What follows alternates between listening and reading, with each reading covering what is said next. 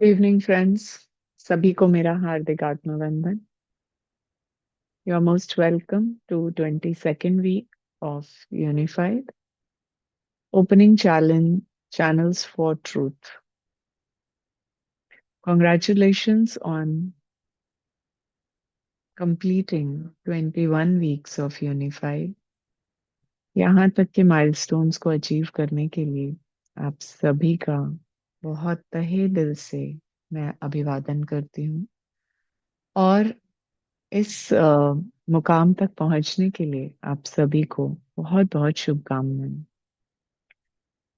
ये जो रीडिंग है, ये कोई साधारण पाठ्यक्रम नहीं है। ये एक कार्यशाला है, जैसा कि हमने इंट्रोडक्शन में सीखा है। और इस कार्यशाला में आप अपने जीवन के सभी अनुभवों के साथ किस तरीके से आगे बढ़ रहे हैं, यकीनन आप अपने अनुभवों में इसको महसूस कर रहे होंगे। इसी वननेस को फील करते हुए आइए आज के स्वाध्याय को शुरू करते हैं। Oneness that connects us to each other is the God's love, which is prevalent, which is present in all of us. सिर्फ ह्यूमन बीइंग्स में ही नहीं, ये पूरे क्रिएशन में जो सब्सटेंस है, जिसने हम सबको जोड़ा हुआ है, वो गॉड्स लव है, जिसकी अनुभूति हम अपने हार्ट सेंटर पे करते हैं। आज के स्वाध्याय को अपनी शांत समय को जब भी आप शुरू करते हैं, तो वननेस के साथ ही शुरू करते हैं। Let us unify with God by connecting to our heart center. So friends, I request you all to sit comfortably wherever you are. जहां से भी आप सुन रहे हैं, आराम से शांतिपूर्वक बैठ जाएं। Just close your eyes for at least 2 minutes and connect to your heart center.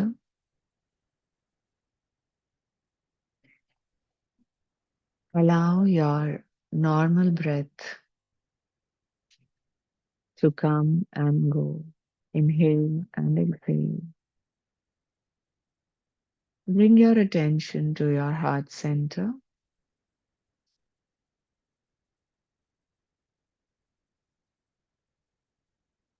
Focus on the vibrations that you feel at your heart center.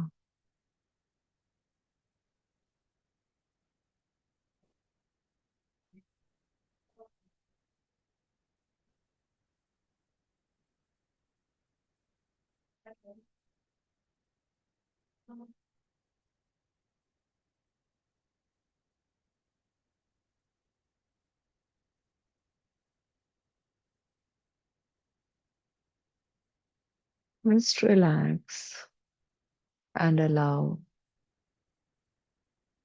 your attention to sit comfortably and focus on your heart center. Feel the love pulsating there. It is God's love, your love.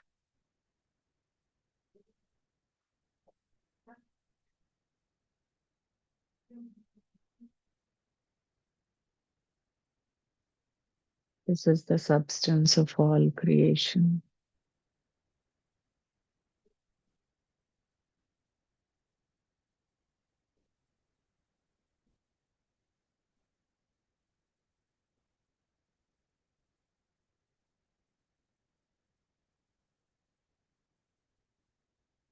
Just clean your aura by repeating the lines on your own.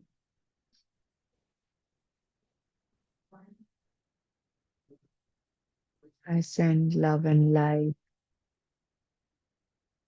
to all the uninvited influences in my aura.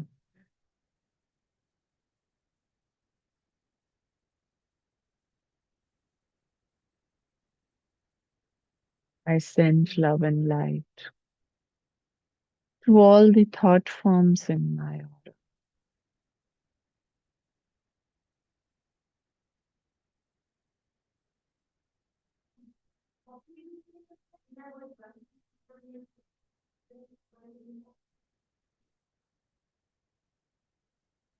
I close my aura to all except my higher self, and I connect to my higher self for further communication.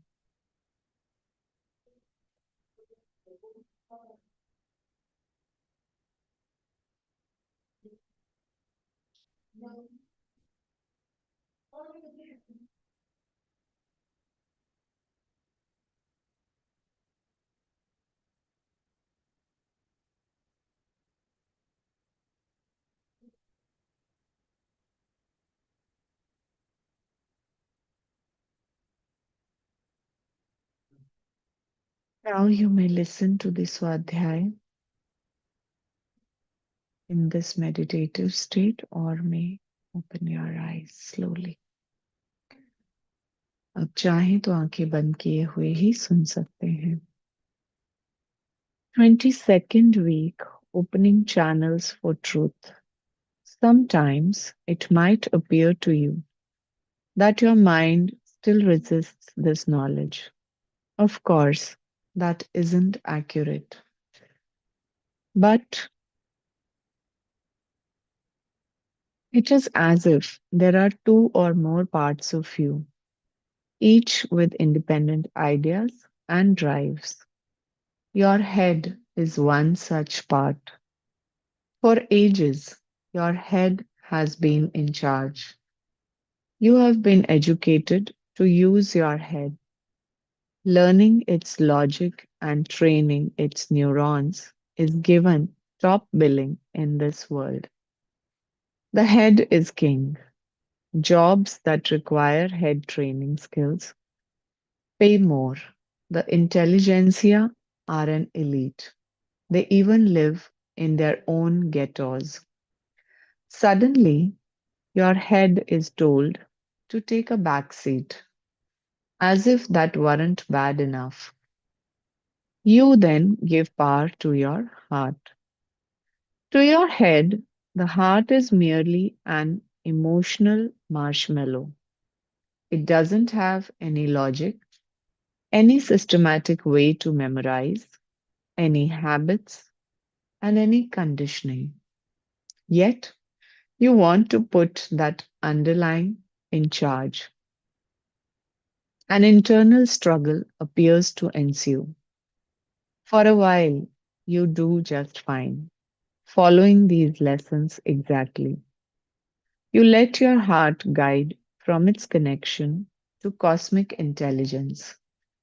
Then suddenly, your head, with its training, logic, and conditioning, struggles for its life. What are its main weapons? Doubts. You go through a period of doubting. You doubt your signals. You doubt the communication in your quiet periods. You doubt the wisdom even of this course. You doubt your manifesting nature. This is the only way the head thinks it can regain supremacy. It actively argues.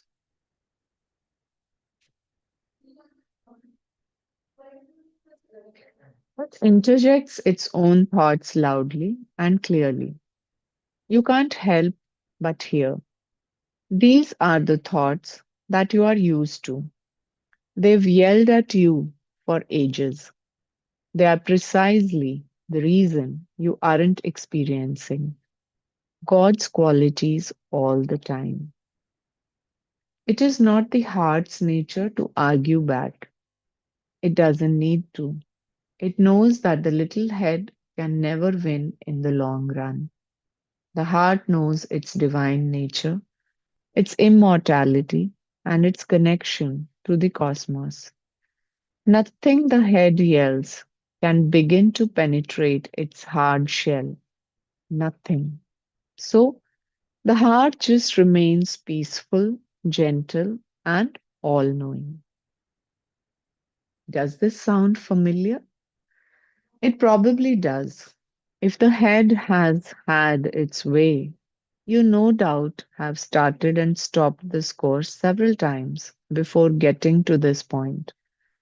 Maybe you've had to take 2 weeks to get through some of the lessons. Or maybe you are one of the lucky ones and just ignored that babbling child screaming for attention. This week, witness that head yelling for attention and know it for what it is. Witness, but don't buy into it. Eventually, the head will discover its own true blessing. It is neither being abandoned to oblivion nor being relegated to a second class position. Instead, you are buying it new computer hardware with an open account on software. With that, anything the head wants to know, it can have. It won't be restricted to what it could cram into education or remember from your few experiences. Then, whenever you ask for your head's help, it gives with total accuracy. Its success is guaranteed. The heart becomes its best friend, nay, its inseparable spouse. Actually, it is a royal internal wedding. Like the helium atom, it can't really exist alone. The helium atom is unstable by itself, so two atoms combine. It is found in nature as H2. Head H and heart H equal H2 as well. So far, this course has emphasized your quiet period with your higher self signal as the form of communication with your higher self. You tune in on the thoughts you know are coming from the self. These quiet periods, however, are not the only way your self can be in touch with you. They may or may not be the best way for you. They are, however, the foundation and the backbone. If ever you feel that there may be another good way to communicate with your higher self, don't be afraid of it. Just be sure to use the same safeguards. Always get your higher self signal. It is always there when you are really communicating with your higher self. Always close your aura to all but your higher self and clear your aura of uninvited influences whenever needed. Before you try another form of communication, ask your higher self in the conventional way if it is in your highest and wisest interest to communicate in that other way. Use your yes and no signals and don't ignore a no answer. There are many ways to so communicate. The Auza board is popular, as are the tarot cards. Even a standard deck of playing cards can be used to communicate if the meaning of the cards is clearly predetermined. A newly revived method uses runes. The pendulum is also very popular.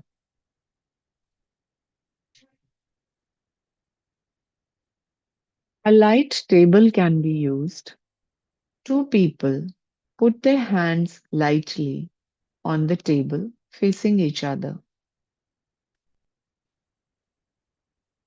They close auras to any uninvited influences, state their high spiritual purpose, and unify with God. Then they ask that the higher self for one of them communicate by raising the table. Two of the four legs will rise toward one of them when both are perfectly unified with God and each other. It may take a few minutes of quiet submission. From then on, the procedure is the same as with your quiet times. Three taps of the table means yes. It also means that what you say aloud is correct communication from the higher self. One tap is no. Both of you can communicate with the same higher self since you are, after all, one. When the table first rises, ask, is the table clear of any uninvited influences? Heal any influences until you get a yes answer to that question. Then ask the higher self to identify itself by tapping the letters of its name one at a time. Throughout the communication, be on guard for any uninvited influences and heal them as needed. If you have a loved one who has taken this course diligently to this point, the two of you can practice your communication using a light table. You must believe, indeed know, that the table will rise, or this form of communication will not work. Sorry. If your head throws in doubts, you may have to wait until your head and heart are more integrated. The main exercise for this week is yet another form of communication, writing. Every day this week, enter the quiet period as usual. Then, instead of speaking out the communication, write it down. This isn't flashy. It isn't automatic in the sense that you lose control of what the pen does. You are simply writing out the communication you have been speaking out or thinking. Notice how smooth and effortless it is. Don't judge what you are writing. Just write. Read it later for meaning. This is the way many great manuscripts have been born. It is the way many great scientific breakthroughs have come. Use this method often now. It gives you a record for posterity. How many times have you been surprisingly impressed with what you've said during your communication, only to forget it? Using this writing method, you have a record. Thank you so much, friends, for listening to the Swadhyay so patiently. And I believe that whatever you have read just now, we are going to practice it in our quiet periods very diligently. The main thing is that we have to follow the steps given in the chapter. And in the last paragraph, it has been given that whatever messages we receive, we need to write them down. Thank you so much, friends, for today's Swadhyay. Thank you. Thank you.